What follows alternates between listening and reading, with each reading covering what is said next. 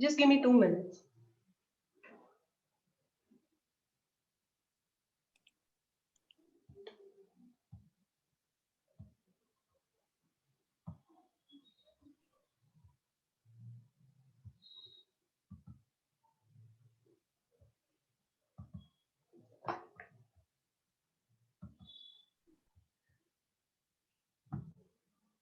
So we are live in YouTube as well, and there are lots of people joining in YouTube as well, as I see.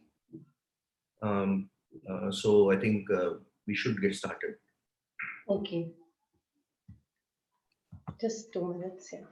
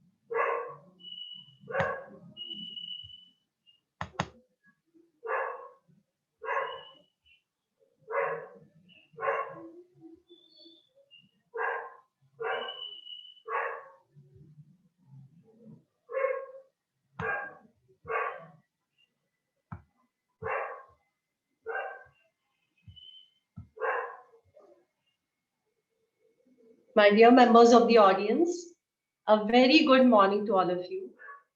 We are really happy and so overwhelmed to see a great response from all of you.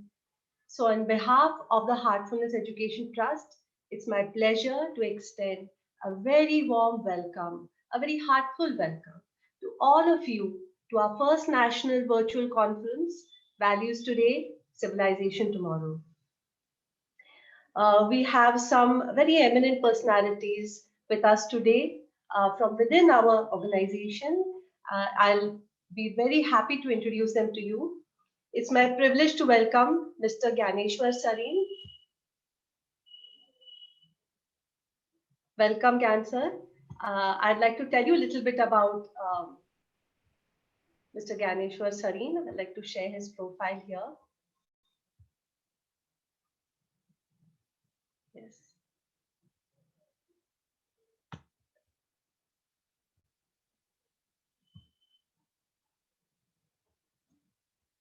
Okay, sorry, I'm having some issue sharing this here.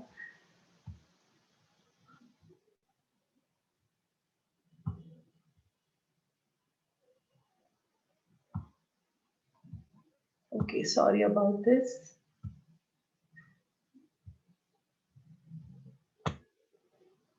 Okay, I'm having some issues sharing it. I think I will just tell you I'll just read out what I have here. You can do it now. Go ahead. Yes.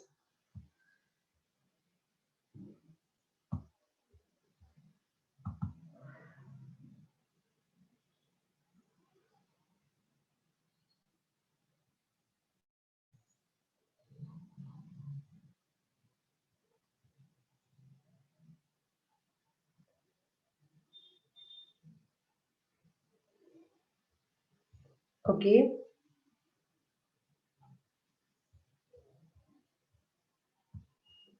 I think.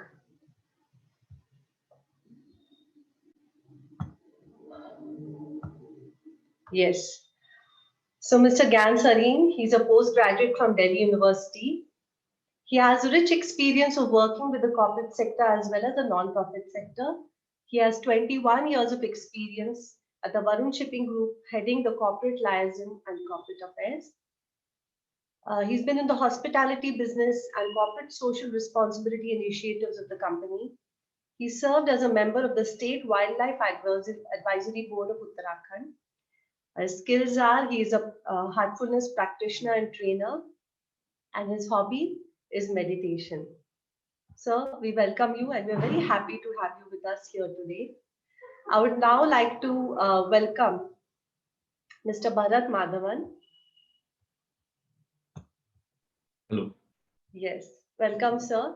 So, Bharat sir is he's a mechanical engineer from IIT Madras. He's MS in Mechanical Engineering Robotics from University of Maryland, College Park, USA. He also has a master's in Computer Systems Networking Telecommunication from Johns Hopkins University, USA. He has a vast field of experience in various multinationals, as you can see here. His skills are he's a professional software engineer, and again, his awards and achievements is he's a meditator. Welcome, sir. And I'd like to now welcome our third guest, who is Dr. Elizabeth Denley. Dr. Elizabeth is a postdoctoral, has done a postdoctoral research from Stanford University and Scripps Institute in UC, USA. She's a PhD in Ecology, University of Sydney, Australia. She has a BSc Honours and First Class University Medal, University of Sydney, Australia. She has also a very vast experience in very senior positions in many important companies, as you can see over here. Her skill is she has a perfect balance between the material and spiritual aspects of life. And awards and achievements, as you can see, there's a very vast list of it over here. She's running the Heartfulness Way school curriculum program. She's responsible developing all the content, leading the development of this content, of teacher training programs, and already completed over 10,000 teacher trainings in over 500 schools and colleges. And also regarding the Heartfulness Experience Life Potential program, the Life Skills program, she's also involved in developing content for that.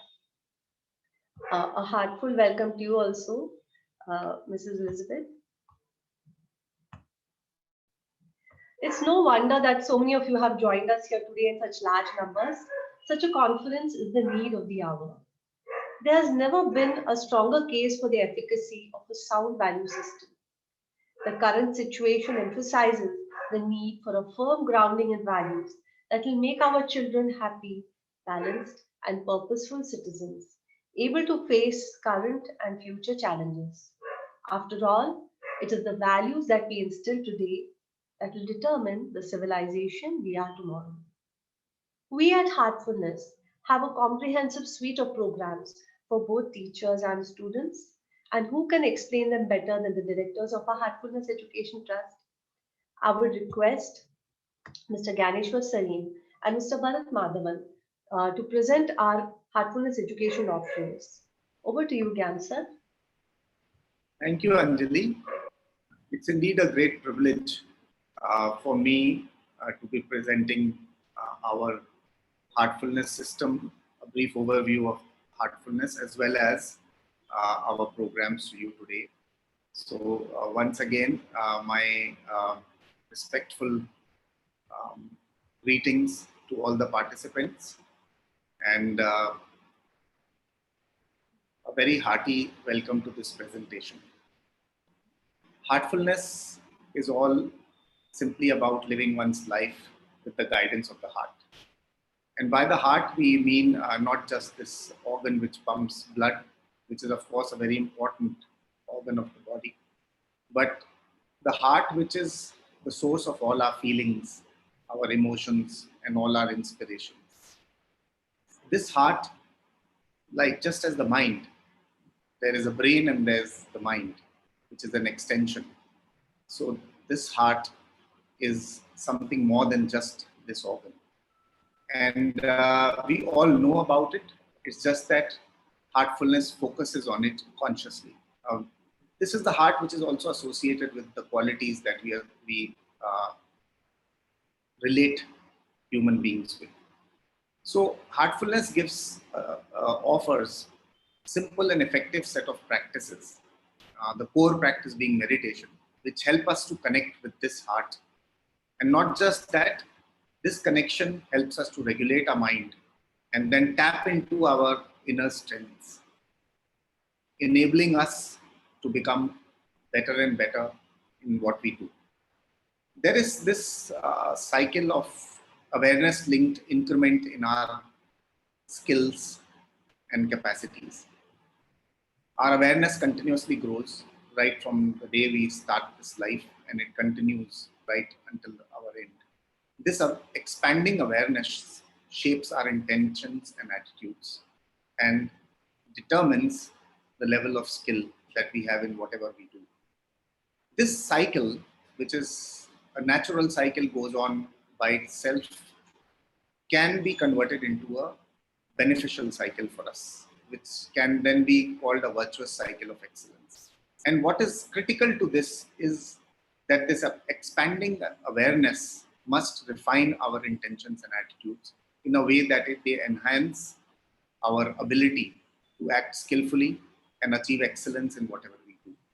And it is the heart that is most important and critical in defining this state of refinement that we can achieve. And Heartfulness offers these tools which are precisely meant to help us achieve this refinement. Let us take an example of how meditation is linked. Now, meditation being the core practice that Heartfulness offers, how is it linked to excellence? Well, this is not just a premise, but I'm sure most of us will agree with this, that for us to excel in whatever we do, we need a state of happiness. In a state of depression or sullenness or our inability to be cheerful, it's very difficult to do what we want to do in the right way, leave alone being excellent in whatever we do. So this happiness itself is a cycle, but this happiness cannot be realized without inner harmony. And by inner harmony, we mean the state of resonance between the heart and the mind. If there's a conflict between the heart and the mind, this inner harmony cannot be achieved. So this inner harmony cannot be felt or experienced without a contemplative nature. And this contemplative nature is our ability to be able to get absorbed in one objective at a time. And this enables us, this gives us that little pause and understanding of what is going on inside us. Without that, we will not even know that there's a conflict inside. So this contemplative nature cannot be imbibed without focused thinking. That is the point of start for us to be able to go into this contemplative state. Focused thinking cannot be developed without a regulated mind. A mind which is by itself in a state of unrest cannot easily be in a position to focus. And meditation is exactly what helps us to regulate our mind. So this whole cycle of excellence can be impacted very beneficially through meditation. Heartfulness started, we are in fact celebrating 75 years of Heartfulness this year. And today it spans across 160 countries with 2 million people benefiting from the practices, the tools and techniques that it offers. We have 15,000 Heartfulness trainers spread across the globe and 5,000 hotspots where people can access information on Heartfulness, they can access support from trainers, and there are very many programs which happen at these hotspots. Also, we have some residential centers where long-term residential programs also take place. People can go and experience a retreat. And this year itself, we had a facility at Kana Shantivanam, which is near Hyderabad, inaugurated by our Honorable President. This facility is the global headquarters for Heartfulness, and it has the largest meditation center, which can seat about 100,000 people at a given point of time. There are several other initiatives which are going on at this facility, as well as other hotspots where there is environment-friendly practices and systems being developed, and a major one being plantation drive, of which Ghana itself is one very great example. It was an arid area which has been now greened and has become ecologically so much better. These are some of the images that you see our Honorable President inaugurating the Global Heartfulness Center at Ghana. There are a number of iconic personalities associated with heartfulness, and they keep visiting our facilities. Daji, who's the global guide of heartfulness, he's known as Daji fondly. His name is Kamlesh Patel ji. Um, He's also the author of two very popular books. You see one of them called Designing Destiny being launched by our president. And he's also written another very popular book called The Heartfulness Way.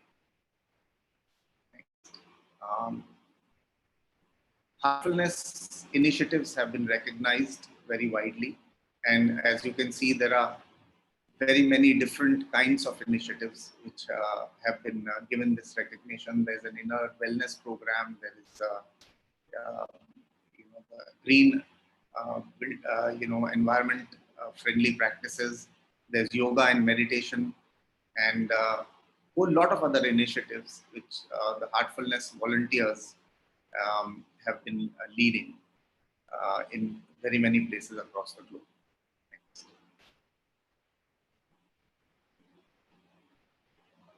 A few years ago, it was decided to set up a special body to oversee the education programs of heartfulness. And this is known as the Heartfulness Education Trust, which is born from the vision that the most effective way to transform society within a generation, I mean, we are all moving towards transformation, but the goal is to achieve this transformation as quickly as possible, and if possible within a generation. And for us to be able to do this, the whole purpose of education has to be reimagined and thought through. And we feel at Heartfulness that the teachers are the critical um, instruments for this change to come about. So we have some of our signature courses designed to equip school leaders, teachers, as well as students with some simple heartfulness tools and practices, as well as other life skills programs based on values which have been drawn from the UNESCO's recommendations, as well as what heartfulness stands for. And the Heartfulness Education Trust develops and implements these programs. This workshop itself has been organized by this trust.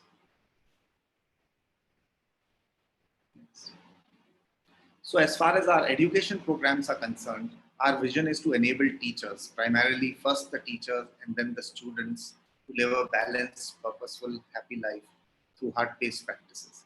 Now, this is to equip them not just for good education at the school, but for life as a whole. To just give a very brief overview of the core understanding that we have at Heartfulness of these quotients, which are very important at the stage of education for children at large. There has been a lot of focus on the intelligence quotient. Our education systems have achieved a lot on this front. Today, a whole lot of countries, particularly like India, owe a lot of its development and its progress forward to the great education system, which has helped us so far. And we are already looking at enhancing the scope of this education to include the emotional quotient as well as the social quotient. I mean, together we know them as the socio-emotional quotient. And we are also now beginning to talk about the happiness quotient. Some governments have introduced happiness curriculums, as we all know. And all of these are now coming within the ambit of the education system, which is, I think, a very great achievement of this present thinking which is going on in this space. At Heartfulness Institute and the Heartfulness organizations, we believe that all these quotients are a function of our consciousness. And as our consciousness expands, these quotients are touched upon and can be enhanced along with this expansion of the consciousness. So some of our programs are aimed at developing all of these quotients in a very holistic way, rather than taking them one at a time. So this, what you see is a program that we do for schools, which has as its overarching goal the creation of a very loving and compassionate learning environment through the heart-based approach that Heartfulness has developed. And this starts with some of the tools that we offer, but the program works through the teachers.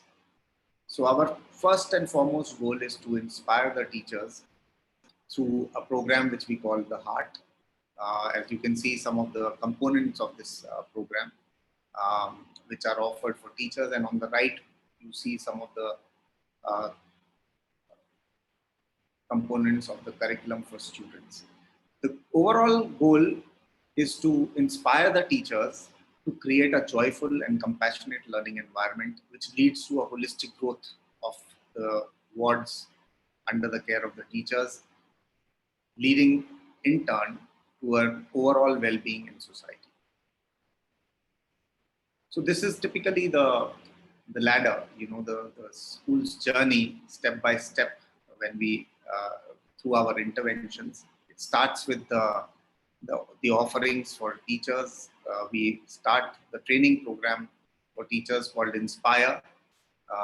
And then this program goes on for a year, leading to the next step, which is enabling them to conduct this training on the curriculum. We continue to support the teachers with their work, even though they deliver our curriculum in the classroom, but support from our trainers and our facilitators is available to them. And we also alongside do an impact assessment, which we will talk about in a little while.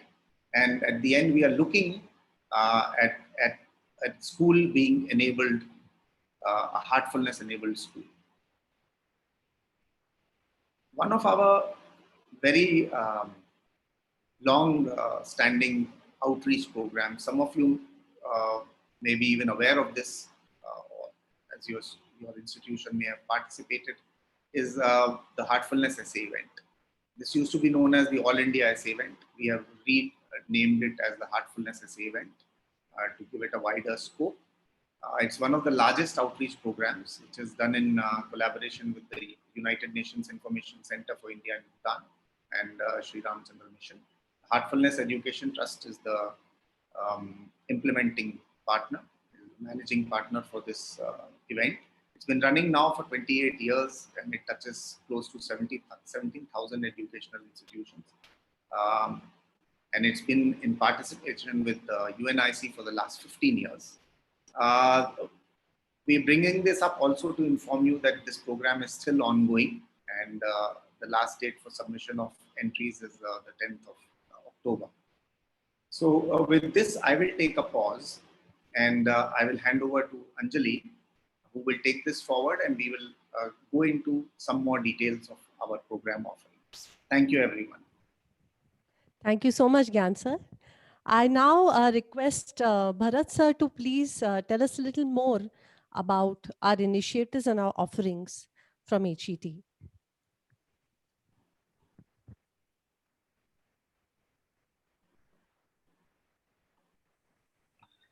Sure, Anjali, thank you. Good morning to everyone. So let me take the cue from Gyan Bhaiya and continue further. Just before I get into the actual programs, I would like to just consolidate some of the things that we heard from Gyan.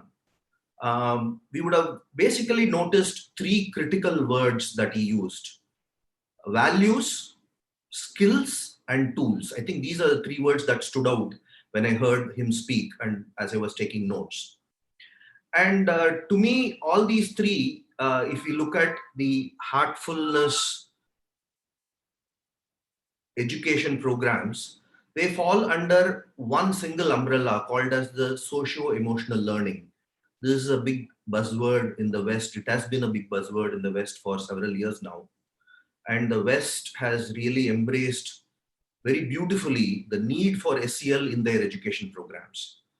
And actually, very interestingly, if you go through the NEP that has been very recently released by the Indian Education Department, you will see a lot of these points that they talk about in SEL, which I'll just quickly walk through here, on how they actually fit into the NEP very nicely, and how our Indian education, what I would say, the vision is shifting towards the need for not just an intellectual development, but the need for socio-emotional development as well.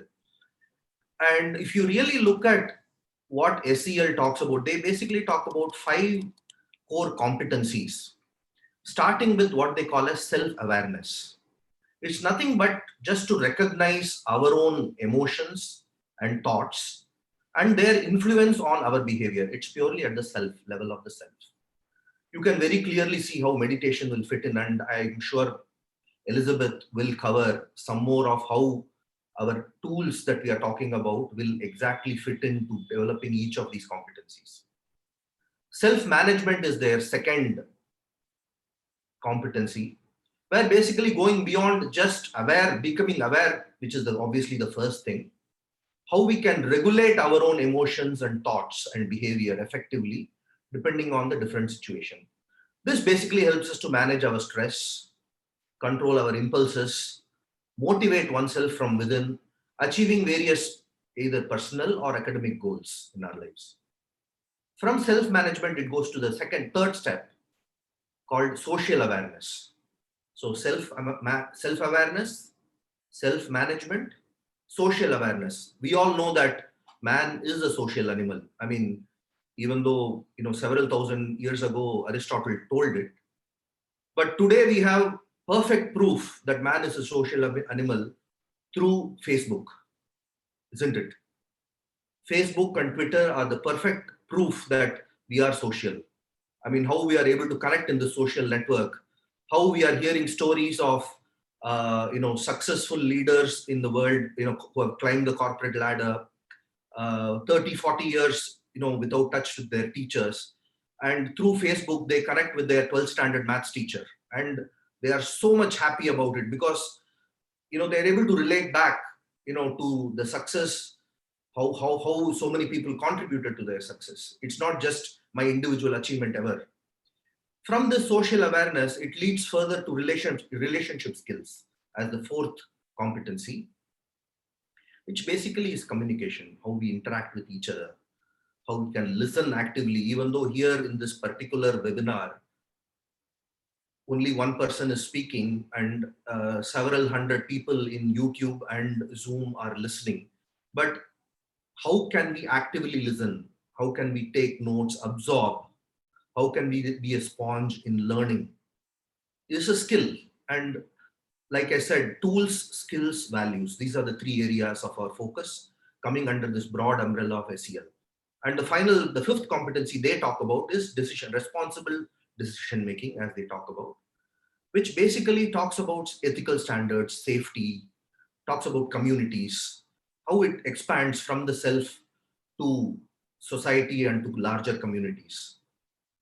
This basically is the work that we do, the work or our focus areas. And like Gyan Bhaiya was saying, the program consists of the training component for teachers, and then there is the curriculum component for the students.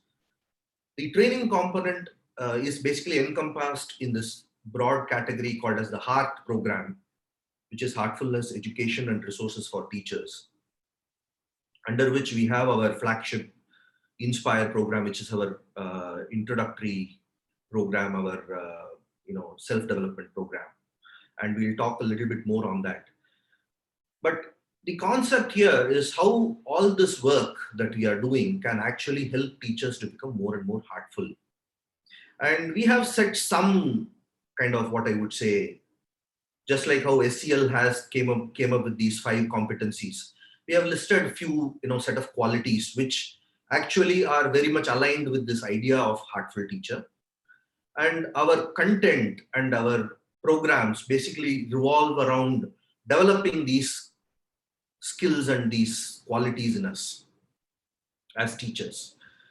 On the curriculum side, we have 2 curriculums. One is for the students of grades 1 to 9, which we call as the Heartfulness Way curriculum. And then for students of 10 to 12, which is the health program, which we will come to in more detail as we go through this presentation. The Heartfulness Way curriculum is based on the United Nations 4 human values that is listed here in the screen, as you can see. It is a spiral curriculum, and I'm sure it's not just today, but these entire 3 days, the 6 sessions that we're going to cover, we're going to be talking about values and how these values actually make or develop us. And we will be touching on all these points over these next 2.5 days. And we have several speakers from distinguished educational space, and they will be joining us and sharing their thoughts and their experience in all these topics. So I'm just giving a very brief overview here as to what is it that we cover in our curriculum. Just some status and statistics of these numbers keep changing because there's constantly programs happening. But last academic year, we were able to really take our programs both at the teacher training part as well as in the curriculum part in a very large way, covering lakhs of students and thousands of teachers, which is fundamentally what we are trying to convey through this slide. From the teacher perspective, impact assessment is a very critical element as to see whether this real concept of SEL actually does have an impact in teachers. Does it really bring about a change? Does it bring about a transformation? And we obtain data from teachers and from principals, the feedback and various discussions and interviews we've had. We've got very good feedback till now. And the results are looking good in the sense that it is positive and it is showing that as we engage more and more in this activities through these various tools and skill development programs, we are able to bring about this inner transformation, which actually starts to reflect outside in the classroom and how it can develop that loving and compassionate environment that Gyan was talking about in the beginning. I'll just quickly go through some of this. These are very initial testimonials, which says at the early stage that it's inspiring me, it's enabling me, it's making me feel happy to engage in this curriculum and in these sessions. But we also have, as part of this program, one of the researcher who's going to come and present the actual research data of her quantitative and qualitative analysis that she has done over the last academic year on this program in certain schools. And she will be sharing her research paper with us, which will actually go much deeper into the actual effect and impact of this particular program amongst teachers as well as students. The Inspire program, I started off saying it's our flagship teacher training self-development program. While it was originally offered as on-site or in our venues program for 3 days, 3 full days, we, with this COVID, we also adapted, we also brought about a transformation in our approach to delivering. And now Inspire self-development program is offered online, and thousands and thousands of teachers are registering, going through this experiential Inspire course with us, where we have our trainers completely skilled and enabled to conduct this program online. And many teachers are benefiting by it, and this program has really made more inroads into more and more areas across the country, not just focusing in one area. I was showing the previous slide that was a feedback from someone in Sikkim. This program happens in Andhra, Telangana, Tamil Nadu, in the south, in the north, in UP, in Gujarat, in Bihar. Recently, a very big program with thousands of teachers joined and attended this Inspire online course, which is a 2-week, 10-day, 2-hour per day course. And several testimonials that validate the effect and impact of this program. With this, I'll move on to our health program, which is another, what I would say, a flagship program, mainly because of its reach. It's a program on life skills for students of grades 10 to 12. Again, the core competency of our offerings are all belonging to this aspect of how we can seamlessly integrate heartfulness meditation tools for into these programs for students being able to not just learn, not just hear and learn, but actually absorb the messages within themselves and put them into practice. This is fundamental essence of our programs. And that's where these meditation tools and alignment with socio-emotional learning comes in. It's not just something that you learn in a classroom, but it's something that you practice and you actually imbibe into yourself. It's the largest program of its kind, the health program. We have covered about 5 lakh students. And again, this is another program right now which also has evolved due to COVID, and we have positioned it already as an online course. One of the specialty of Heartfulness is the involvement of our volunteers. This is one of the greatest things that you will see. I think many of you teachers would have interacted with our volunteers, and the energy and enthusiasm that they bring into the table in our programs. And that's the specialty of Heartfulness in a way, as far as I can see. But it's not just the volunteers, but the volunteers working with teachers. So as you see here, about 2,500 plus volunteers working with 1,000 plus teachers to take the health program to 5 lakh students. Which is a big scope from this perspective. The progression of this program, the health program, it's been about 3 years now, and the content, evolved quite a bit. It kind of gotten consolidated, and today we have a very strong content that focuses on building the essential skills that are needed for students, especially of that age group of 15 to 20.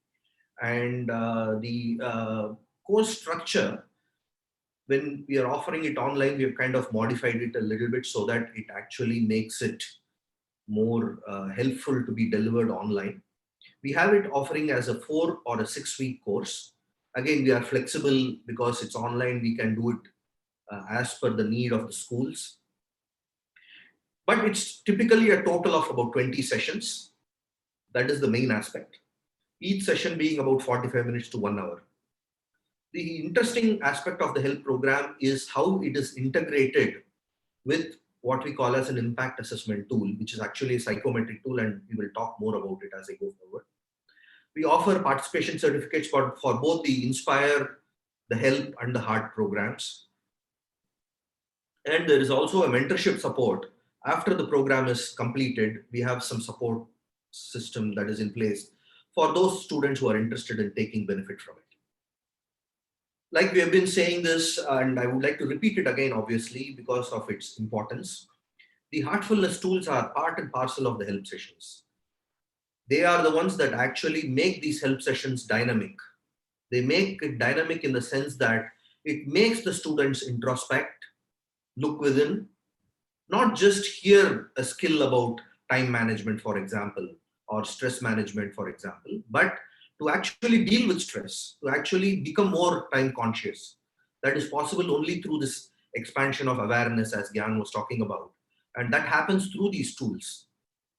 Apart from the core tools of relaxation, meditation, rejuvenation, and inner connect, which Elizabeth will cover, we also address some of these very strong emotions like stress, fear, and anger through certain simple detox techniques. And we will address them also, I understand, as part of this 3 days.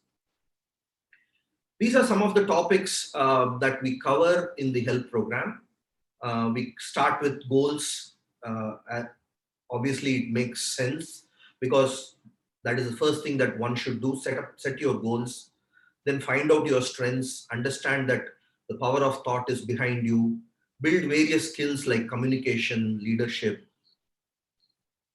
decision making skills, talk about healthy living. We also bring in the concept of yoga for inner and outer balance. And finally, we end this health program with this very interesting topic called designing destiny, which actually, what Gyan was talking about, Daji has actually written a book on this concept. But of course, in this, we touch on very, very basic aspects of designing destiny. The program is an outcome-based program. What I mean by that is there are very specific outcomes that are actually clearly visible at the end of this 20-session course. First is on the mind, on the level of the mind, where a relaxed and focused mind is the result, which helps us basically in becoming more effective in our work. The second is how a student can be centered and how a teacher can be centered. A centered teacher is a prerequisite for a heartful teacher. A centered student is prerequisite to be inspired, not just be inspired for himself or herself, but to spread that inspiration to our peers around us. Courage is a quality of the heart, we all know it. And how through this heartfulness practice, we can develop this inner courage. And more importantly, how we can remain open and flexible. There is this concept of neuroplasticity on how we can be flexible in our approach, because constantly there is change. This COVID is also a change. And what's going to come next is a change. NEP is a change. And these shifts that are happening will actually kind of be taken as a positive thing for us if we are open to it. And how one is able to pursue this idea of excellence with this confidence that when I pursue the idea of excellence, success is sure to follow. But when I pursue success, there can be only either success or failure, I don't know. But when I pursue without this concept of success, with the focus on excelling in whatever I may do, success will surely follow. And at the core of it, how a firm character, without what I would say, without sacrificing or filtering out on my value system. And that needs courage, that needs confidence, and that's all within me and how I can build those. And there have been a lot of research and papers that have been submitted in the health associated with the health program. How the health program has impacted or improved the self-esteem in students of this age group. This is a paper that was published in IJRD, International Journal of Development Research, very recently. And there are many other papers that have been published, and we would be glad to share these with you over the next 3 days or in any other format. If you're interested, please reach out to us and we will share them with you. Like I was saying, the impact assessment is an integral part of health. We call it the Shaw Health Impact. Shaw basically stands for stress, happiness, and attention. They are our, what we call as the KPIs, the performance indicators. And in these 3 areas is our focus of how we can actually reduce stress, improve the state of happiness, and increase our attention or focus of the students by going through this course. We have a baseline assessment and an endline assessment. And using these, what we call as the psychometric tools, the research team is able to put this data together and come up with an analysis and share the results with us. There have been some very good results. I'll quickly share them with you here before I conclude. On the stress, as you know, it is called as the disease of the 21st century. I think many of you would have heard this. It obviously impacts our ability to learn if a student is stressed. Here you can see that there is a very significant impact of improvement in the stress levels or reduction in the stress levels from the baseline and the end line amongst the analysis that we did. There is this star that is shown here as p less than 0.05, which is basically referring to statistical significance. Those who are in the research space here in this call, they would recognize what I'm talking about. And as you can see, most of this analysis actually falls in this category of statistical significance. In the happiness scale as well, it is the same thing. There have been improvement from the baseline to the end line. Same applies to the attention scale of how psychology, as you can see here, terms attention or focus is the concentration of awareness on some phenomenon to the elimination of others. That is, I am able to rest my mind on one thing and with the exclusion of other distractions. And how the health program has actually impacted or improved my attention scale, the attention scale of the students over this course. So what next? What are we looking ahead? We are actually looking for constantly expanding our efforts in this education programs. We are looking to technology, and we have already, like I was saying, we are doing many of these courses now online, but we are also looking at technology enablement of our curriculum. We are looking at how we can sustain, because that is one of the key elements that needs a lot of focus, a lot of attention on how that when we learn something, when we learn a tool, how I can actually benefit by it. The only way is by repeatedly using that tool, right? If you don't use it, you lose it, as they say. And how we as an organization can help in that sustenance model. And finally, how we can come up with a credible impact assessment program, because that area is also constantly evolving. We're looking at partnership, we're looking at technology, we are of course looking at funding. We are a non-profit organization. We offer all our programs for free. All our education programs, which our volunteers engage with, is completely free of charge. We offer it because we are in this idea of sharing with everyone whatever we have received.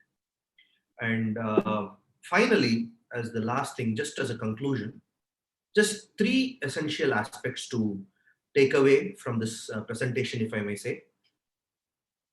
If we invest in the heart, it will help the head. I think we can relate to this definitely.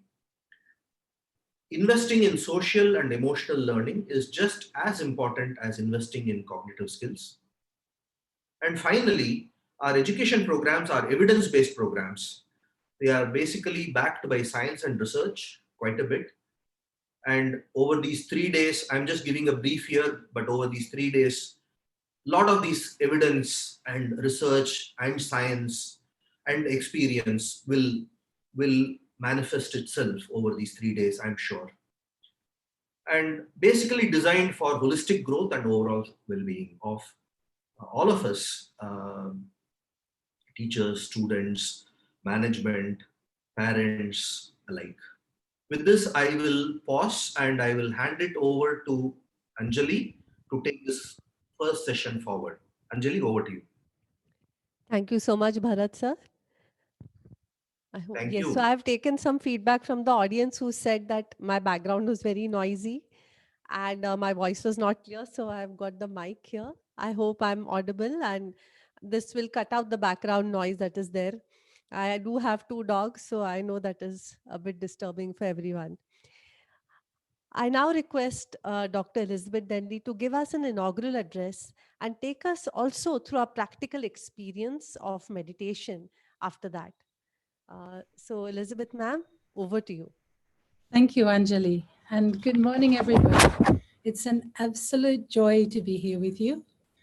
I hope you're enjoying yourself, and we're going to focus on a mixture of a knowledge presentation plus a practical experience now. And then after that, we'll break for lunch. So Bharat mentioned the Indian government's new education policy, the NEP 2020. Which focuses on 3 things: educate, encourage, enlighten. I'm sure many of you have read this. If you haven't, please do, because it's really an attempt by the government here to move Indian education into the 21st century. The last education policy was designed in 1986, and it was very relevant for those times. But this was really before the birth of the information age, or just at the beginning of it. It's focused largely on preparing students for employment, building the economy of India, and therefore it fell under what we would call the manufacturing model of education. And of course now, while it's important for people to get jobs, for kids to get jobs, and for the economy to continue, everybody is very, very aware in the education system that the new information age requires deeper skills. As Bharat mentioned, as Gyan mentioned, that IQ is no longer enough. In fact, when we were recently talking to the Intermediate Commissioner of Education in Telangana, he was saying that the largest problems for students in getting jobs is not their technical knowledge. It's this, what he called soft skills, which no longer are called soft skills. They're just as relevant, as Bharat said, as any cognitive skills. So, and primarily education. How confident are students in their education? How able are they to relate to their own self-awareness and self-management so that they can interact with others? Because the information age depends on this.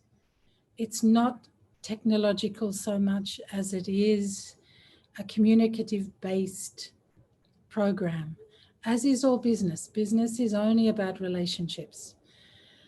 So this NEP that the government's put together is very much focused on building SEL skills, as Bharat spoke about. But what I want to talk about today is much, much more than that. It's really about you as teachers, as parents. Many of you are teachers and parents. So the first point about values affecting civilization tomorrow is a statement that I think you will all relate to, which is that a really good teacher can change the society. Good teachers matter much more than you may think.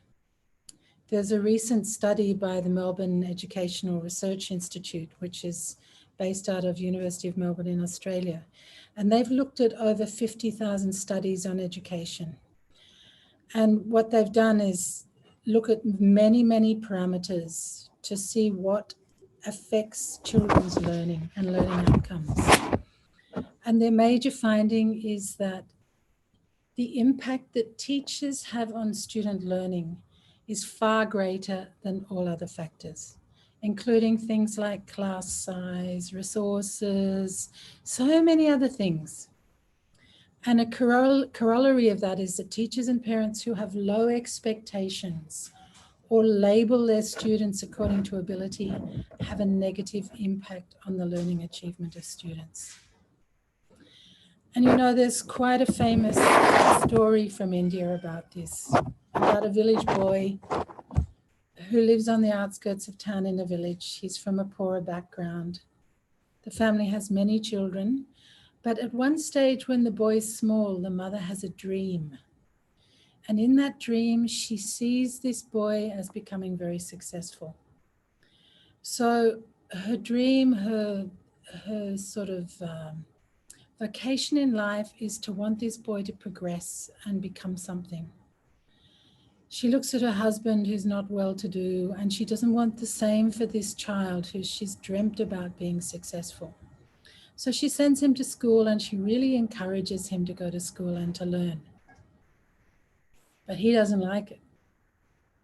He keeps coming back home and saying, "Mum, I don't want to go to school. I don't like it." So she got really worried, and she was asking herself, why is my boy not liking to go to school? You know, this mother has a heart. She has a vision for her son. She wants her son to be great. And so she gets panicky and she threatens to beat him. She says, you know, if you won't go to school, I'll beat you, because she's trying to encourage him, but it's not working. And the boy says, okay, beat me, but I still am not going to go to school. So then she gets even more worried and she asks herself, how is he being treated at school if he'd rather get beaten at home than go to school? Is the teacher so cruel? And this is the situation in many, many schools today. So while the NEP can have wonderful policies, until this level changes on the ground in the schools itself, we're not going to get to these three things of educate, encourage, enlighten. It's all up to you guys, in fact. So what happens? The mother gets so worried that she says to the teacher, I want you to keep this boy at school for a couple of hours after school as well. I want you to really get him involved in school. So the teacher does this, but the teacher's actually not interested in what he's doing. So the boy wanders around, he goes off into the fields. He asks her if he can go to the bathroom, and then he disappears for most of the 2 hours. Comes back at the end, and the teacher says, okay, you can go home now. So imagine the life of this kid. His mother wants him to do well. She beats him. The teacher's not interested in what he's doing. There's no communication between parent and teacher. So the parent doesn't know, the mother doesn't know that the teacher's not paying him attention. The teacher doesn't know that the mother's beating him to get him to go to school. And this is the case still in many situations. So a year goes by like this. The boy fails that first year. He's still a small boy. He's 5, 6 years old. Fails the first year. Second year goes by, same problem. Can you imagine that the boy is very happy, that he enjoys learning, that he's inspired or he's interested? No, of course not. None of us would be. But then what happens after the second year? A new teacher comes to the school. So one of his friends comes to him one day and says, come, let's go. There's a new teacher. Let's go and see how it is. So they go to school and they find that this new teacher is very affectionate, very motherly, offering so much love to the students. And she's really concerned with teaching them how to live. And what she discovers very soon is that this boy, although he has no confidence now, he's very good in storytelling. This is his strength in his own regional language. His English is not so good, Hindi not so good, but in his own language, he's very strong, and he's a wonderful storyteller. So you see what she's done. She's already discovered one of his genius qualities. So what does she do? She lets him, and they have storytelling sessions every day. Normally the teacher goes first, then she encourages the students to tell stories. But once she realizes this quality in this boy, she asks him to go first, even before her. She gets him to come in front of the class, she praises him, and she keeps telling him that he will succeed in life. Now, he's quite poor in maths, and he's a repeat student because he's failed for 2 years. So when they're learning maths, all the other children, small children, are able to count up to 13. But he's already able to count up to 14. So instead of putting him down and saying, you're a repeat student, you don't even know this yet, she praises him for being ahead of the rest of the class. She inspires him. So what happens? He wants to come to school. His interest is pricked. He's enjoying school. So question for you all, if you talk to children with so much of love, is there any harm in it? Whereas if you speak with anger, if you're shouting at kids, if you've developed that habit as a second nature from being in the teaching environment, which is a tough environment, of course. But if you're always speaking in a loud voice, putting kids down, etc. What effect will that happen? So what happens, of course, is that this boy goes on to do very well. 30 years later, the teacher has long retired, and she goes to the local hospital with her granddaughter. Her granddaughter's sick. And when she walks in, she doesn't recognize anybody in there, but the director of the hospital recognizes her. The director of the hospital was this boy. And when he sees her, he's so overjoyed. And he walks up to her and he says, "Ma'am," he bows before her because she was his teacher. And he says, "You have no idea the impact you had on my life. I am only where I am today because of your encouragement, your way of educating, your way of enlightening me." So this is what I mean about a really good teacher can change the society. And one of the qualities of a good teacher, of course, is to, and parents for that matter, both, as a role model, is to understand that learning never stops. We're always learning. And in fact, the more we learn, the more we encourage our students to learn. If we act as if we know everything, our students will never learn because they won't develop that quality of ongoing learning, ongoing discovery. They'll get bored. And this is particularly critical today. It was critical before this year. It's even more critical in 2020 because the future is unknown.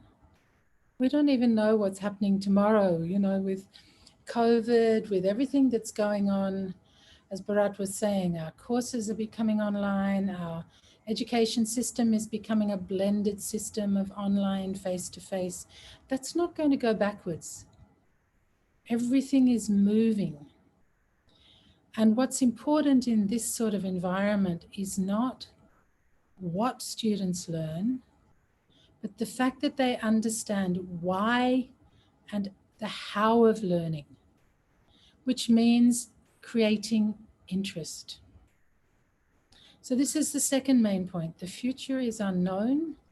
The why and the how of learning matter more than the what.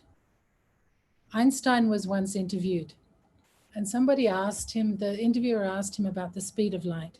And he said, "I don't know what the figure is." And the interviewer said, "But how can you not know the figure, the speed of light? You're Albert Einstein." He said, "The difference between you and me is I know where to find that information." It's not about cramming facts into kids' minds. It's about teaching them why and how so that they can go and look it up whenever they want to. So the third main point is about the science of learning, how we learn. So there have been a lot of research studies that have shown that physical and mental exercise and sleep are very, very important for how we learn.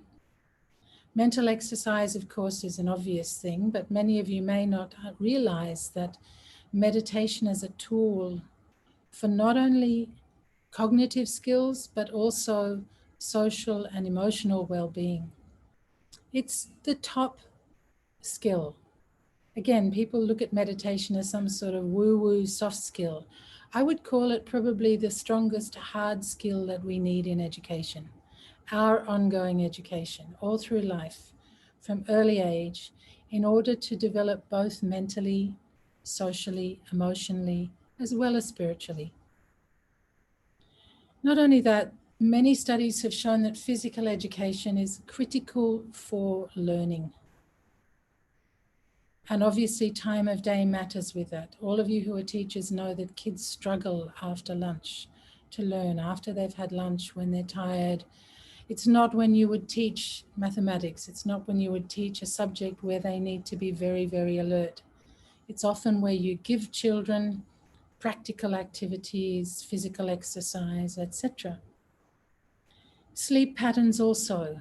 Children who are not getting enough sleep, who are not sleeping early enough, will never be able to learn well because their memory centers in their brain are not able to put their knowledge into their long-term memories.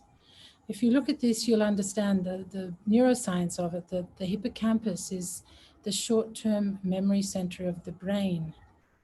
But without a proper night's sleep and good sleep before midnight, students will never transfer short-term memories into their long-term memory centers of the brain. Same for adults. So as parents, how you train your children in sleep patterns is critical to their education, well-being, and their excellence in life skills throughout their life. And learning this early is so, so important for every young person in India if the country is going to do well and if there is going to be a healthy civilization for tomorrow. How do we learn? So there are a few tips that I'm going to share with you from the Queensland Brain Institute, which studies the science of learning in a lot of detail, which are tips that you can bring into your classrooms, which have a huge impact on the how of learning. The first one is to minimize distractions, which means creating classroom culture, school culture, where there are not too many distractions for children learning and they can learn to focus on one task at a time. This is critical to students learning how to focus and concentrate, which is a very, very important skill. And many of you will know that there are many, many students today who have been classified as ADHD or ADD with learning disabilities that revolve around this thing of concentration. But how do you teach them from the age of when they're starting school, 4 or 5 years old, etc.? Are you teaching them to focus on one task at a time? Because if you're not, then they are going to be all over the place, confused, chaotic learners. Second tip for classroom learning on the how to learn. Create active evaluation and recall activities. So make quizzes and assessments available to students. Not that you are giving these to test them, but giving them to them for their own self-evaluation. Allow them to learn how to always be evaluating themselves and creating continuous improvement on themselves in the classroom situation. So this is very different from giving tests where you're marking. This is enabling the students to be independent learners by giving them their own quizzes and assessments to do. There are many such things online, and Heartfulness is happy to help you create these for students in your classrooms. Also in the academic topics, not just in social and emotional learning. Third tip for how to learn in the classroom is spread learning out. So don't just take one topic and then the next topic and then the next topic and then the next topic like that. But for example, review topics throughout the term. Something that you teach in week 1, you may go back to in week 6 and say, let's just review this. Let me give you a self-assessment quiz that you can do on this to make sure that the knowledge is there, that you're able to remember. In a similar way, fourth tip that you can use for how to learn, mix things up in the classroom. Don't have everything so prescriptive all the time.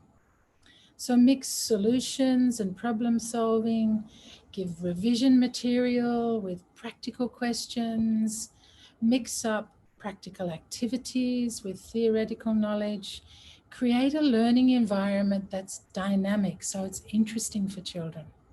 Because interest is key for any of us to learn.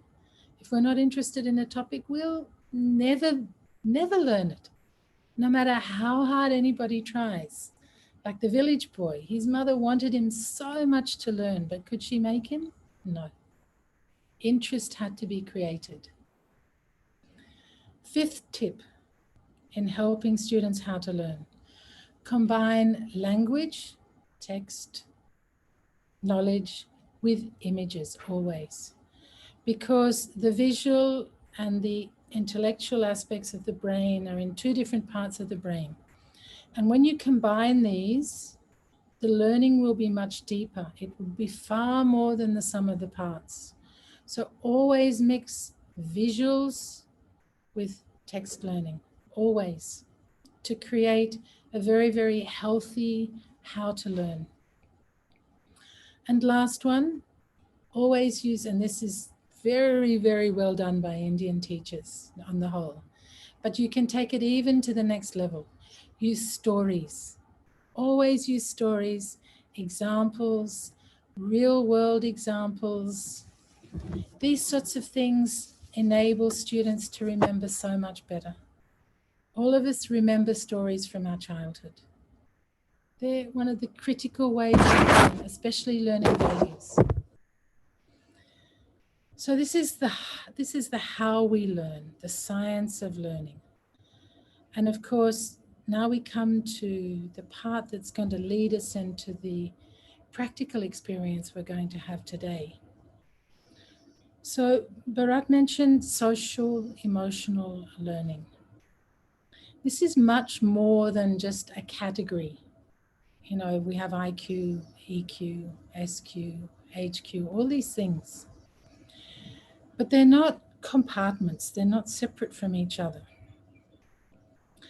And often what happens is that when we don't focus on the emotional aspects of learning, when students are not taught from an early age, how do they feel? How are they responding at a heart level? When they block this, when they're not in touch with their feelings, then that's when stress really develops. Stress, anxiety, depression, anger, fear, all these what we call negative emotions, all arise out of not being connected through the heart with how we feel and being able to work with it in a positive way. Of course, there are always times we'll feel stressed. Any student who is about to go into an exam will feel a healthy level of stress. It's a good thing because it heightens awareness. When the sympathetic nervous system is activated because you're a little bit under stress, your awareness will be very, very high because you're concerned with your own survival on a biological level. But when does that become pathological? It becomes pathological when we're under chronic stress all the time. Just before an exam, it's a healthy thing. But if we're under chronic stress because we're not in touch with our feelings, we're not in touch with our emotions, we don't know how to respond to situations, we don't know how to deal with anger, so we yell at somebody, we don't know how to deal with our fear, so we close off, then what happens is that learning is impaired. This is really important to understand, that when stress, fear, anxiety, anger are out of our control, when we can't work with them, what it does is it activates the mammalian brain, the amygdala part of the brain, the midbrain. It bypasses our reactions, bypass the prefrontal cortex where learning happens. And so effectively children cannot learn when those emotions are strong in them. So it's very, very critical as a teacher, as a parent, that you are able to recognize these feelings and emotions in yourself and be able to work with them to be role models for students. How to do this? How to develop your own emotional and social intelligence. I've been studying this now for 40 years or so, and the only way I really know and the way that's helped me practically is through meditative practices. And the 4 practices of heartfulness, that the core practices which you are going to learn during this conference, this workshop, and which we're going to start off with shortly. First one is relaxation. And this is a practice, very simple practice, which Every child from age 4 or 5 can start to do, and you can do it any time of the day, which helps you calm down, which helps you get out of a stressed state, out of an anxious, fearful state, angry state, and helps you to get back into your body, feel centered, as Bharat spoke about before, and calm down. So this first practice of relaxation we're going to do today. The second of the 4 core practices is meditation. You can call it relaxation for the mind. It's to help us, first of all, go from crazy, chaotic, scattered thinking and feeling to centering ourselves on one thought in a still, calm atmosphere. Going from thinking to feeling, going deeper into our heart to the feeling level of existence. And then taking that even deeper to where we really connect on the deepest inner level with ourselves. We learn to listen to the heart. And we learn to, like the eye of a storm, the eye of a hurricane, we learn to stay centered and calm no matter what's going on around us, no matter what chaos, no matter what stresses. And as teachers, you all have a lot of pressures, time pressures. You're working with a lot of children, all their needs, all their wants, all their emotional ups and downs. You probably parents yourselves, dealing with your own families, your children, maybe parents, spouse, etc. It's a big load that you carry. And really, everybody, I think, takes their hats off to teachers for the work that they do. Hopefully, they'll be more and more valued in society here, especially teachers with young children. The teachers that matter the most in the education system are the ones working at the fundamental level, with preschool, kindergarten, what we call lower primary in the West. This is where the fundamental basis of education starts. This is where children imbibe those attitudes to learning that are so critical. These are the teachers who need to be the most valued in your society for us to work towards a civilization of tomorrow. So give yourselves a pat on the back. What you do is critical for the future of this country. You need these skills first. You need to learn how to go in and listen to your own heart, how to activate and enable and develop the heart-based skills of kindness, of love, of compassion, because this is how your students will flourish. As with the example of the village teacher, a great kindergarten teacher is one who loves the students. A great year 12 teacher is one who loves the students. And a great college professor, postgraduate supervisor is one who loves their students at the deepest level. But it starts in kindergarten. So these heart-based qualities come through first meditation that takes us deeper into ourselves so we can learn to listen to the heart, connect with our center, become stable in this midpoint of our being, the heart, which connects our physical, mental, and spiritual bodies. But what stops us being able to do that most of the time? It's all the crazy thoughts and feelings and emotions that we have inside us. So we need another practice. We need a complementary practice that helps get rid of all this baggage that we're carrying from the past. And of course, we all carry it. We all have memories, we all have fears, we all have so many patterns of behavior that we've learned from our own childhood onwards. And they color how we see the world. They also color our experience of meditation when we start. Because, of course, the first thing that happens when we sit for meditation and we close our eyes is that all these thoughts and feelings come into our consciousness because we're giving them space. Most of the day, we don't give them any space. How often do you ask yourselves, how am I feeling right now? How often do you take 1-2 minutes out in the day where you just close your eyes and say, what's going on inside me? So, of course, when you do it, everything comes rushing up. So don't worry if when we try to do this meditation, it's full of all sorts of things. It's okay. It's very normal. We don't want to stop the normal functioning of the mind to think. But we want to clear out all this clutter, all this baggage we're carrying so that there's some stillness, some calmness, some inner peace, and some ability to feel good about yourself. So as a result, the third process, the third technique you will learn in Heartfulness is what we call cleaning or rejuvenation, which is to remove the accumulated impressions, the complexities, impurities from the heart and mind. And this we do at the end of the day. We won't do that this morning, but you will learn it during the sessions.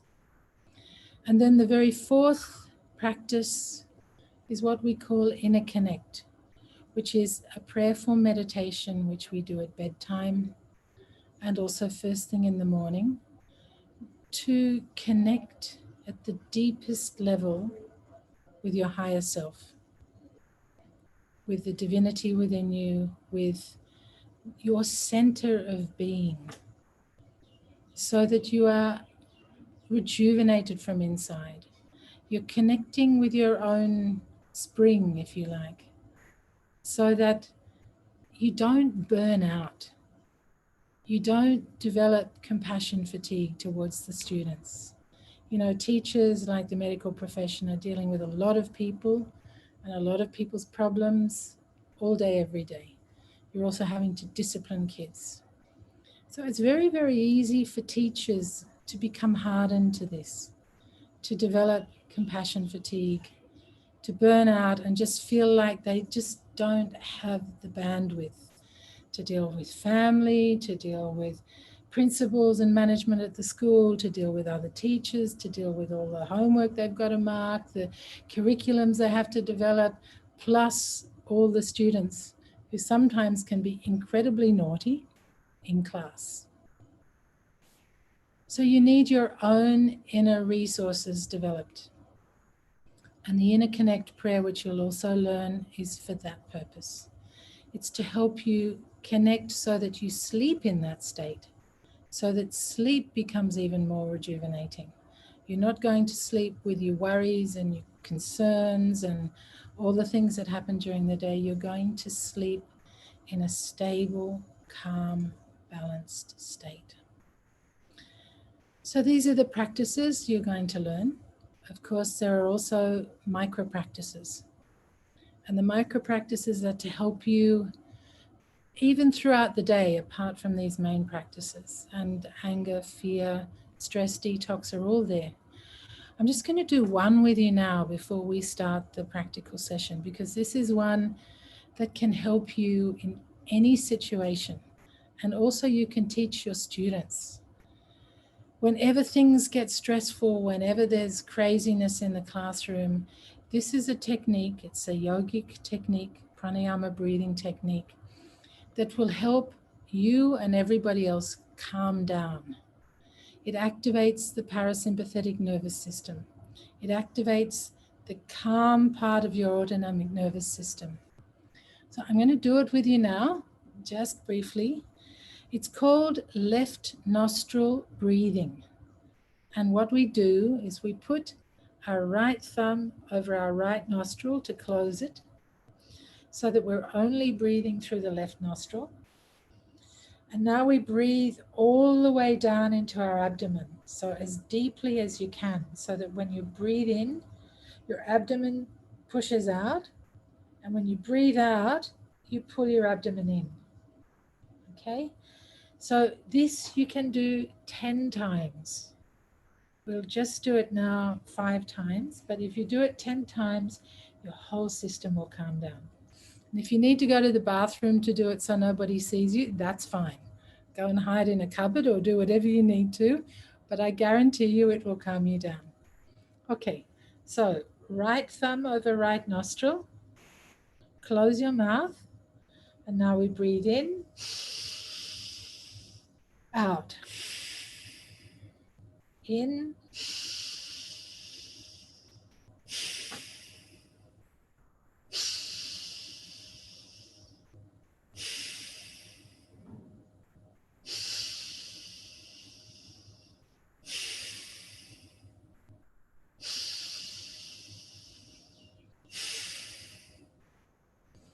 okay. It's not hard, right? And what it does is it just relaxes your whole nervous system, your whole body. Gets you out of stress mode into calm mode. Imagine if all students were to learn this from a young age, how beneficial it would be for them. Okay, so at this stage, we're going to now have a practical experience of relaxation and meditation. The first two of the heartfulness practices. So I'd like you all to turn off your phones, or at least put them on silent. But if you can turn them off, it's even better, because the radiation won't be impacting you during the meditation. And when you've done that, make sure you've got nothing on your laps. If you've got books or pens and paper or whatever, put them down. And now sit comfortably, either in a chair or on the floor, wherever you feel comfortable. I want you to close your eyes and just relax your body. And now bring your attention to your feet, to your toes. And we're going to feel the healing energy of Mother Earth moving up from below, up into our feet. And first, it's going to relax your toes. So feel your toes relax as this healing energy moves up through your whole system. Now let it move into the rest of your feet, up to your ankles.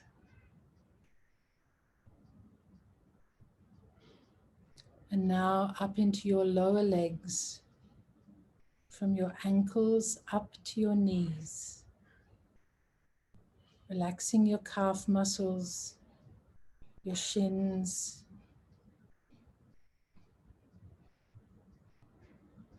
And now let the energy from Mother Earth move into your upper legs, all the way up to your hips.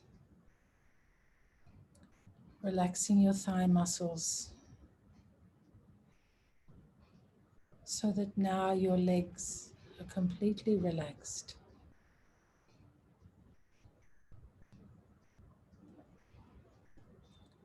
Now feel the energy from Mother Earth moving up into your torso, starting with your back, from your tailbone all the way up to your shoulders. Feel the muscles along your spine, in your back, relaxing bit by bit as you move upwards from your tailbone to your shoulders.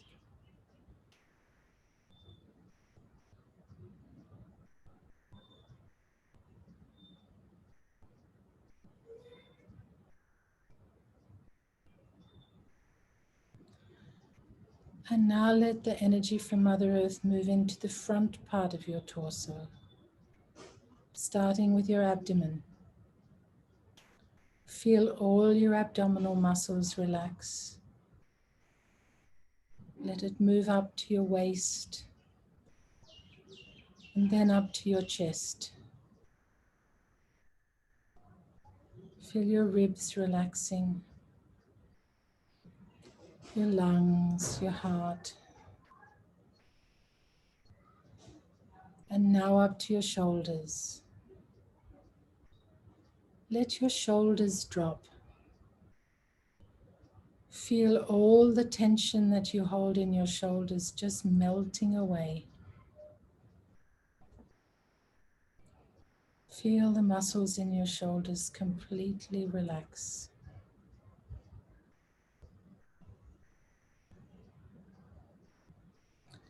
And now bring your attention to your arms. Let the energy from Mother Earth move down your arms from your shoulders to your elbows, relaxing your biceps and triceps. And now down into your forearms, all the way to your wrists.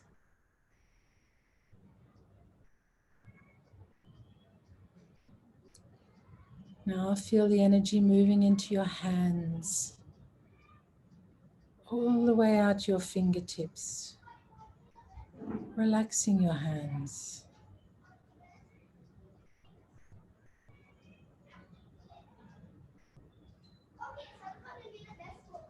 And now bring your attention up to your neck. Relax your neck muscles.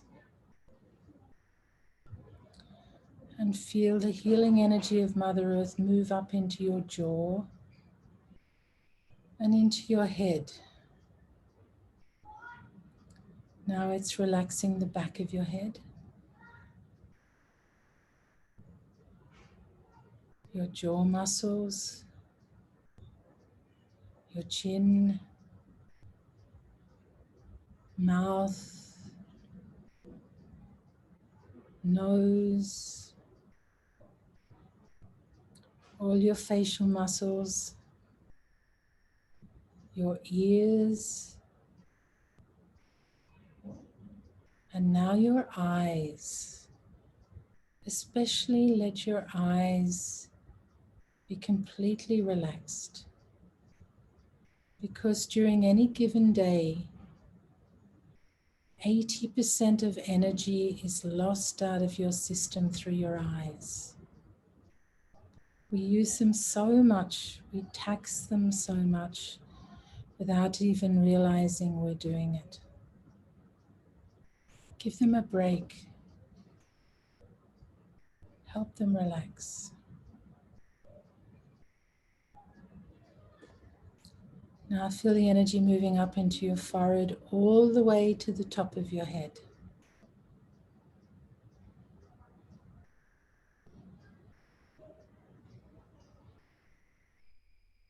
So now I want you to scan your system from top to toe. See if you're feeling relaxed. And see if there's anywhere where you're still holding any tension, or where you have an illness or any pain. And just spend a little while longer on that particular area, immersing it in the energy from the earth. Letting go and helping it to relax just that little bit more.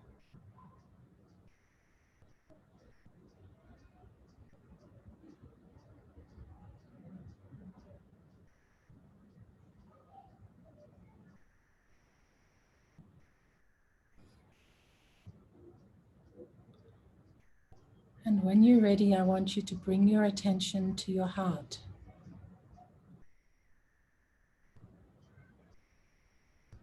Just rest in your heart. Feel the warmth from your heart radiating out into every cell in your body.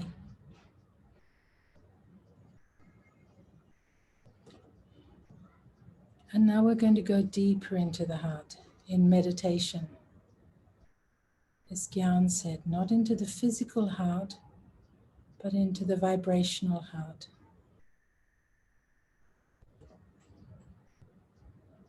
So bring your attention to the heart in the chest area and gently make a suggestion that the source of light that is already present in my heart is drawing me deeper inwards.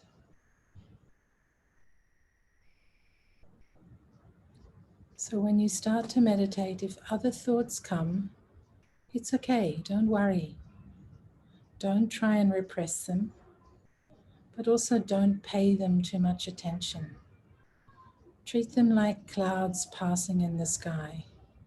You witness them, but you try to stay focused on the heart. So once again, we're going to meditate on the source of divine light that is already present in my heart, that's drawing me deeper inwards. At the end, I'll say that's all. So please start meditation.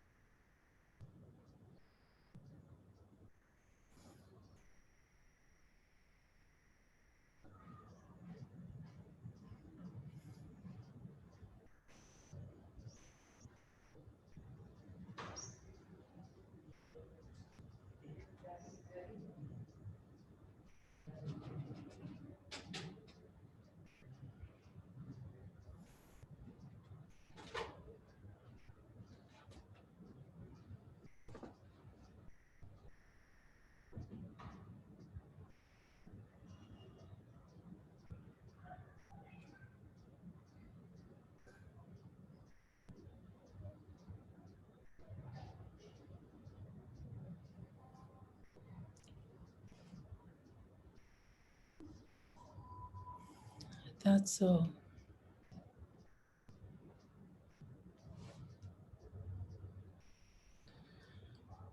So take your time. Keep your eyes closed. And once again, scan your system from top to toe. And just see how you feel now.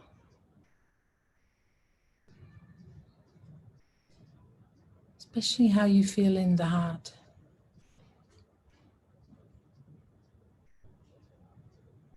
Just make a mental note of how you're feeling.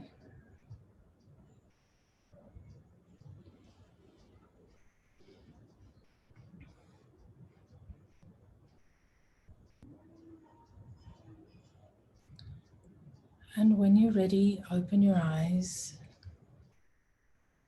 and just write down briefly what you experienced, how you are feeling. And this is something you'll do after every session during this program so that you can start to see changes in yourself.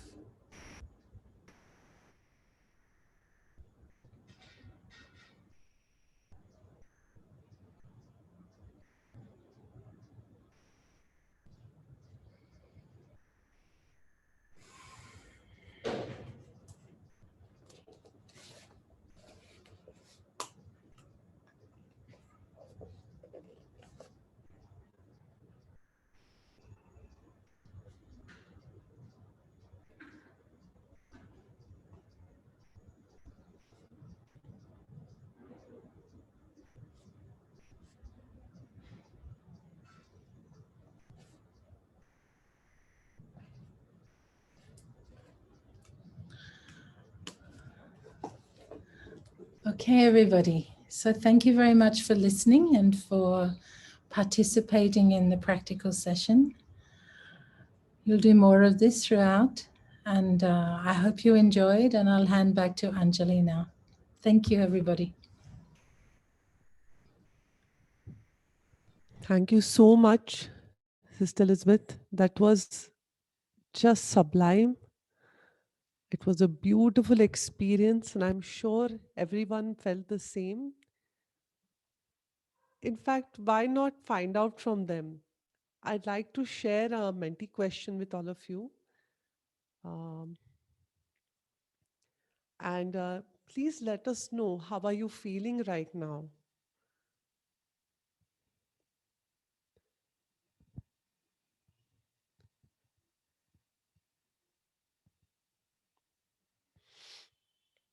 So in order to participate in this, you will have to go to www.menti.com in your browser, and you'll have to enter this code that you see over here, 911308.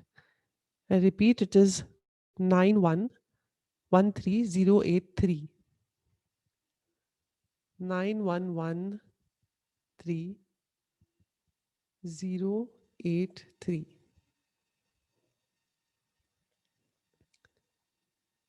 So yes, do share how are you feeling right now by first going to www.menti.com and then typing your answer over here. Yes, you're feeling calm, happy, peaceful, grateful, balanced, centered, beautiful. Would more of you like to share? How are you feeling? You will have to go to www.menti.com and type in the code 9113083. It's And if also you're unable to okay. do it, Yeah, it's also okay if you're not feeling calm, if things have stirred up a bit. That's also okay. There's nothing wrong. yes, and if you're unable to express yourself on Menti, you can do it in the chat box. We have some lovely feedback here also on the chat. Somebody said, "Ma'am, your voice is very enchanting." Yes, I agree. I agree completely. You just feel better by just listening to her speaking, isn't it? Yes. So everyone is feeling so nice. I'm really happy to hear that.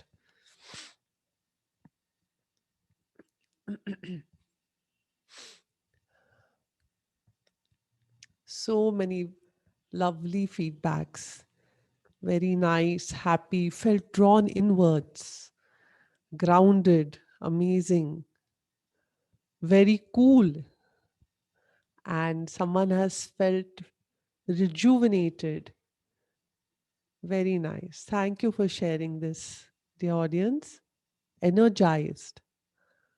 Okay. We'd also like to ask you a few other questions actually regarding uh, Acha, are you not able to see my screen? I'm so sorry. Okay. Yeah. So yes, so now we'd like to hear some more from you, dear audience, now that you all on your mentee. And so many of you have expressed so beautifully what you felt right now. Um, do let us know about what are your expectations from this webinar now that you have this conference, the 3-day conference that we are going to have. Would you like to tell us as to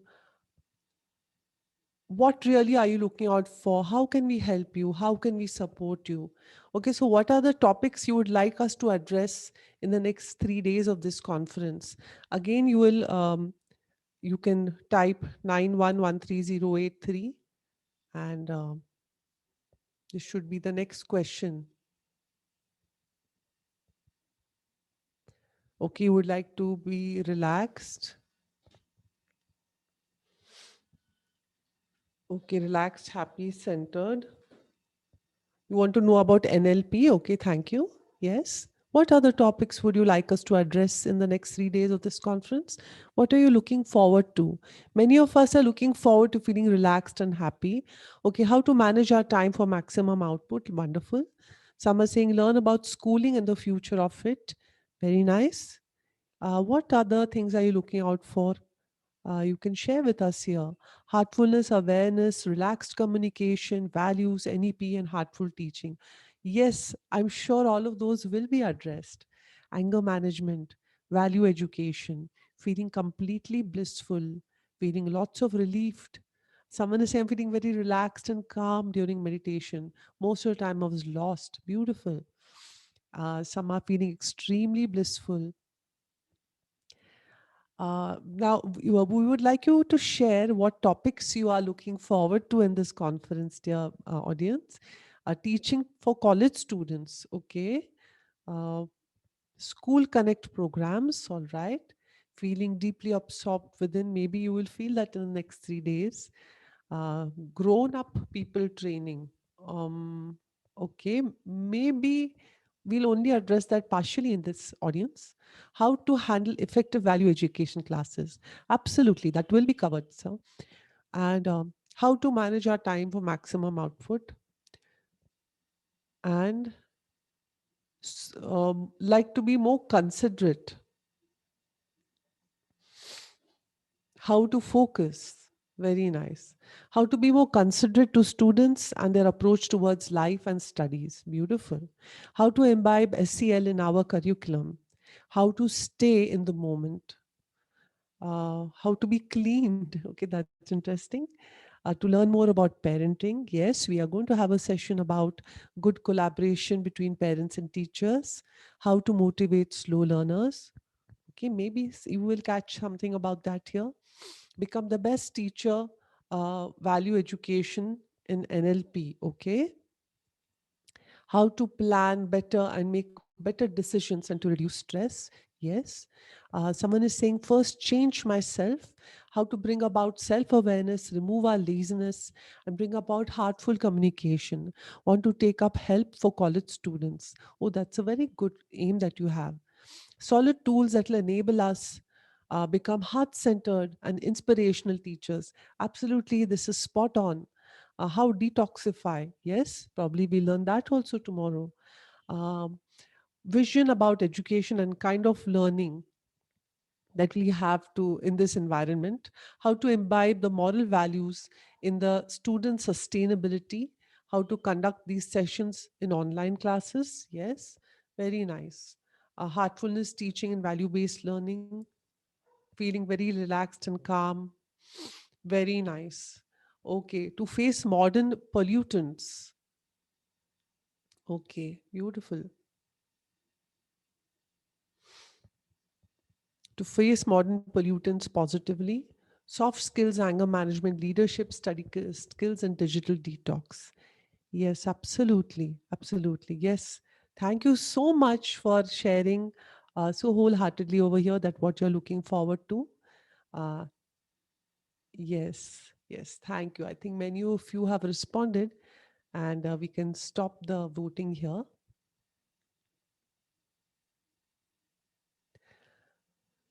So it's really wonderful to see all those responses, uh, also regarding how they felt after meditation, and also regarding what you're looking forward to. We really have a very, I would really say, our audience of lifelong learners. They really want to know something more. I'm sure all of us have been educated in this field. We have so much experience, and yet here we are today in this conference. It just shows your openness to learn more, and I really congratulate all of you for that. So, this will now when we all are deciding that what we want to see tomorrow, and what kind of value education teachers we want to be, and how we want to help the next generation, this has really helped and enhanced when we all learn techniques such as meditation. It helps really manifesting what we really want from our hearts. So I'm very glad that we all will be able to experience these techniques also over the next 3 days. So I think this has set the tone for our conference, this inner peace. And let this inner peace, this inner connectedness and centeredness just be enhanced session after session over the next 3 days. This is my heartfelt prayer for everyone. I'll just like to tell you a little about our evening session. The topic is the role of a school teacher. And we have some really interesting paper presentations and also a panel discussion. We also have a keynote speaker who will be really giving us some interesting insights. So please do join us today, this evening, between 5 and 7 p.m. for our evening session. Even in our morning session, I think there were so many gems in what Elizabeth ma'am said, that I think every sentence was worth noting down, underlining, and thinking about. And I assure you, all of our sessions will be this way. So don't miss them. Do join us today at 5 p.m. again this evening. So till then, I take your leave and wish you a very nice day ahead. We'll break for lunch and meet again at 5. So I thank all the people who have joined us today. I thank Bharat sir, Gyan sir, and Elizabeth ma'am for joining us this morning and uh, guiding us so beautifully. And I thank all of you in the audience for joining us this morning and participating. It's goodbye from me, and see you again at 5 p.m.